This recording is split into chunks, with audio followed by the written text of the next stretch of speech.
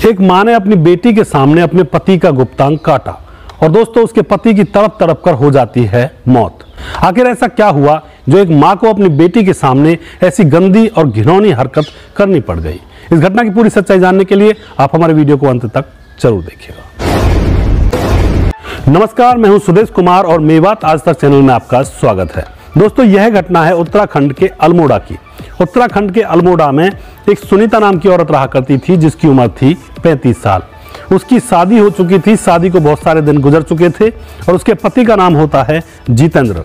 जितेंद्र की उम्र होती है 38 साल और वह अच्छे से अपने घर में रह रहे हैं। ना पैसे की कमी है, ना ही कोई खाने कमाने की कोई दिक्कत है। दोस्तों, धीरे धीरे जब समय गुजर जाता है तो उनको एक बेटी भी हो जाती है जो कि अब 15 साल की हो चुकी है।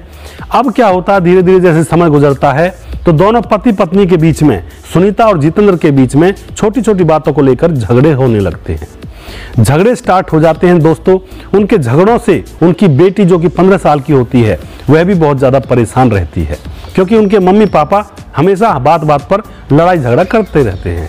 दोस्तों, इसी तरह से एक दिन शाम को जितेंद्र चुनाव प्रचार से वापस लौट रहा था और उसने शराब पी हुई थी। वह घर में आता है, खाना मांगता है। उसकी पत्नी सुनीता उसके सामने खाना परोसती है और जैसे ही वह खाना खाता है, एक निवाला अपने मुंह में डालता है, तो वह जोर जोर से सुनीता को गाली देने लगता है और उस थाली को, खाने की थाली को दूर फेंक कर मार देता है और अपनी पत्नी से कहता है कि ये भी कोई खाना है, ऐसा खाना बनाती हो तुम। बस इसी बात को लेकर उन दोनों के बीच में अब झगड़ा स्टार्ट हो जाता है। पति पत्नी दोनों के बीच में झगड़ा होता है। उनकी बेटी उनको देखकर बहुत परेशान है, रोने लगती है और अपने कमरे में चली जाती है और आखिरकार यही सोचती है कि इनका तो रोज रोज का कलेश है। दोस्तों, झगड़ा होने लगता है। झगड़ा 2-3 घंटे तक लगातार चलता रहता है। तभी दोस्तों जो जितेंद्र होता है वो अपने बेड पर जाता है, क्योंकि वह शराब में धुत था, और जाकर अपने बेड पर सो जाता है। लेकिन जो सुनीता होती है उसको उसकी बातें कुछ ज्यादा लग जाती हैं और अब सुनीता जितेंद्र का पत्ता साफ करने की प्लानिंग मन ही मन में करने लगती है। वह सोचती है कि क्यों ना इसका प्राइवेट पार्ट काट दिया जाए और इसको रास्ते से हटा दिया जाए। इसका रोज रोज का जो कलेश है अब मुझसे सहन नहीं होगा। तो दोस्तों, जितेंद्र अपने बेड पर सोया हुआ था। रात के 12 और 1 बजे का समय होता है। तभी सुनीता उसके बेड पर बैठती है और उसकी जीन्स को उतार देती है। इतने वह जग पाता, इतने किसी नुकीले हथियार से उसके प्राइवेट पार्ट को एकदम से काट देती है। जैसे ही प्राइवेट पार्ट काटा जाता है, जितेंद्र चिल्लाने लगता है, रोने लगता है, बिलखने लगता है। तभी जो सुनीता होती है उसकी गर्दन को दबाने लगती है चुन्नी लपेट करके, और थोड़ी देर में उसको चुन्नी लपेट करके फांसी पर लटका देती है। इधर तो उसका खून बह चुका था, उधर उसको फांसी लगा दी गई थी। देखते ही देखते थोड़ी देर में वह तड़प तड़प कर मर जाता है और सुनीता की बेटी उसके कमरे में आकर यह नज़ारा देख लेती है। तभी दोस्तों सुनीता अपनी बेटी से कहती है कि किसी से कहना मत, ये राक्षस था और हमने इसका अंत कर दिया। किसी से ये बात कहना मत कि मैंने इसको मारा है। दोस्तों, उसके बाद क्या होता है, सुबह होती है।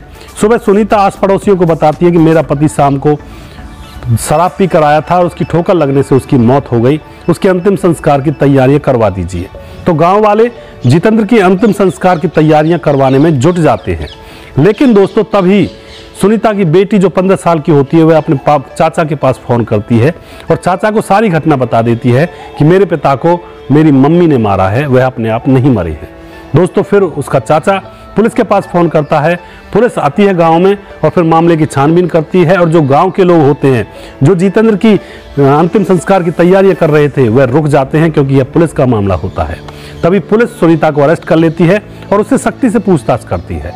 तभी सुनीता बताती है कि साहब, इसका रोज रोज का झगड़ा था, रोज रोज कलेश किया करता था, घर के अंदर शांति कभी रहती ही नहीं थी।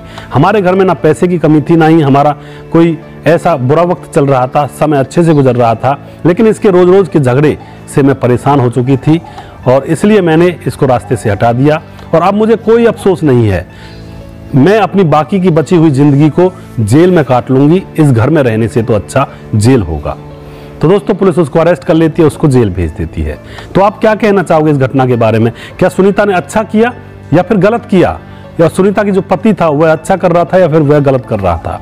और क्या कसूर था उस मासूम सी 15 साल की बच्ची का जिसके ऊपर से माँ और बाप का साया हट गया? अब उसकी देखभाल कौन करेगा? उसकी शादी कैसे होगी? किस तरह से उसका जीवन आगे का गुजरेगा? तो दोस्तों, इस तरह की घटनाएं समाज के अंदर हो जाती हैं जो कि नहीं होनी चाहिए।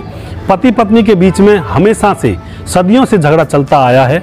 छोटी छोटी बातें हो जाती हैं, फिर वो दोनों एक हो जाते हैं, लेकिन इसका मतलब ये नहीं होता कि किसी की आप जान ले लो। आप किसी की जान इस तरह से नहीं ले सकते हैं, क्योंकि अगर आपको जान देने का अधिकार नहीं है तो आप किसी की जान छीनने का अधिकार भी आपको नहीं है। तो दोस्तों, आप क्या कहना चाहते हैं इस घटना के बारे में? अपनी राय कमेंट बॉक्स में जरूर लिखें। क्या सुनीता ने सही किया था या जितेंद्र ने सही किया था? किसकी गलती है, किसकी गलती नहीं है? दोस्तों, सबसे पहले हमारी खबर देखने के लिए सब्सक्राइब कीजिए मेवात आज तक चैनल को और साथ में दबाइए बेल आइकन घंटी।